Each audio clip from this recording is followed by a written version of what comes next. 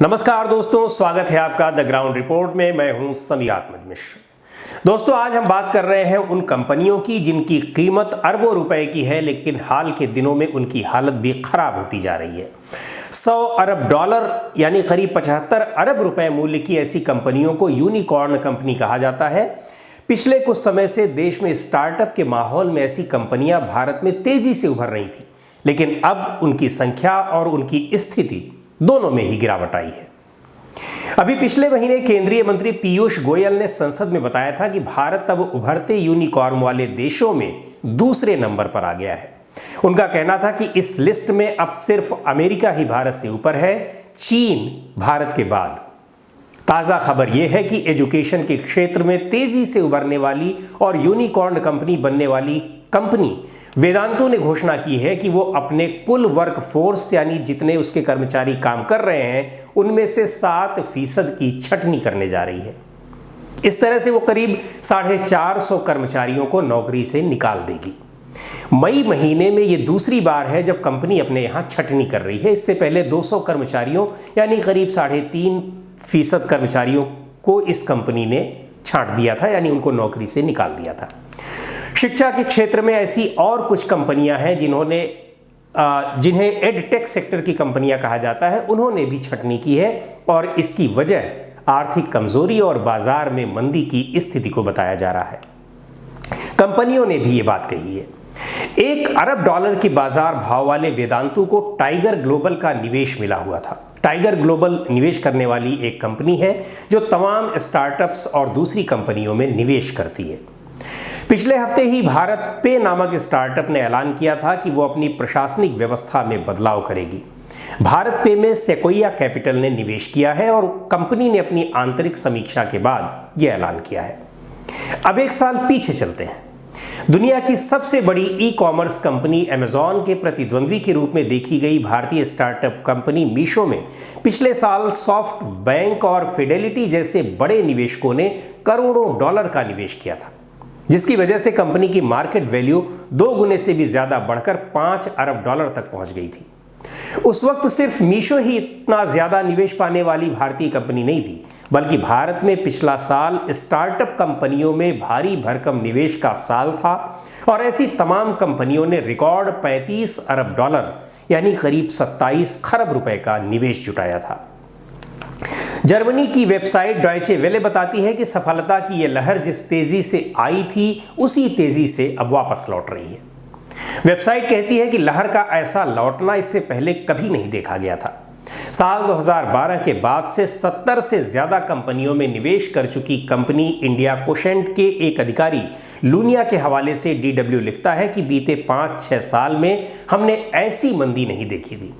ऐसी तमाम कंपनियां जो यूनिकॉर्न तो बन गईं, लेकिन उनके पास बिजनेस मॉडल कोई नहीं रहा। उन्होंने लोगों की भर्ती बंद कर दी है। वे मर नहीं रही हैं, लेकिन जल्दी ही अप्रासंगिक हो जाएंगी। अमेजॉन से कंपीट करने वाली कंपनी मीशो की हालत भी ऐसी ही है। अब वो खर्चा कम करने और कर्ज पाने की कोशिश में लगी है।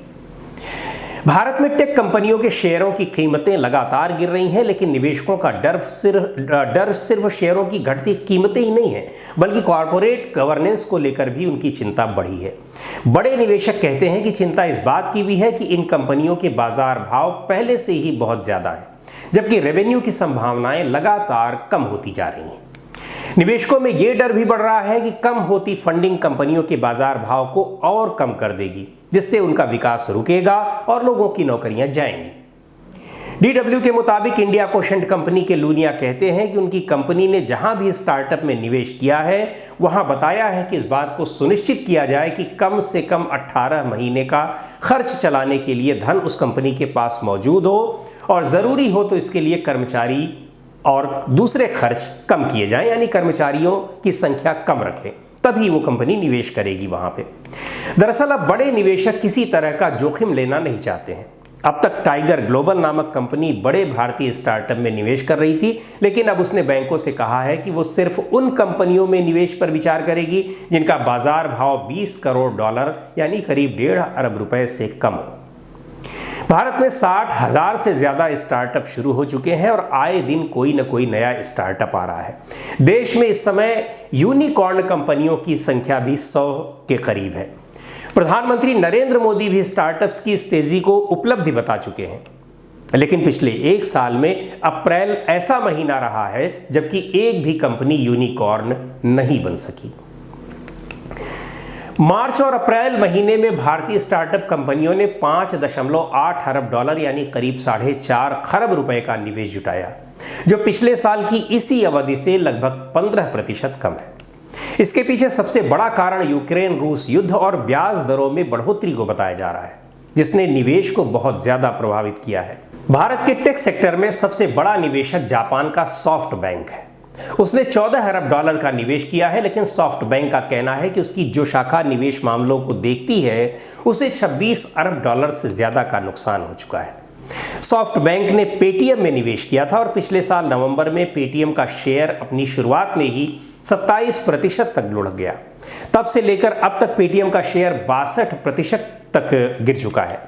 यही हाल जोमेटो और कुछ अन्य कंपनियों का है, जिन्होंने शुरुआत तो शानदार की थी, लेकिन ऊंचाई तक पहुंचने के बाद उनकी स्थिति में 60% से भी ज्यादा की गिरावट आ चुकी है।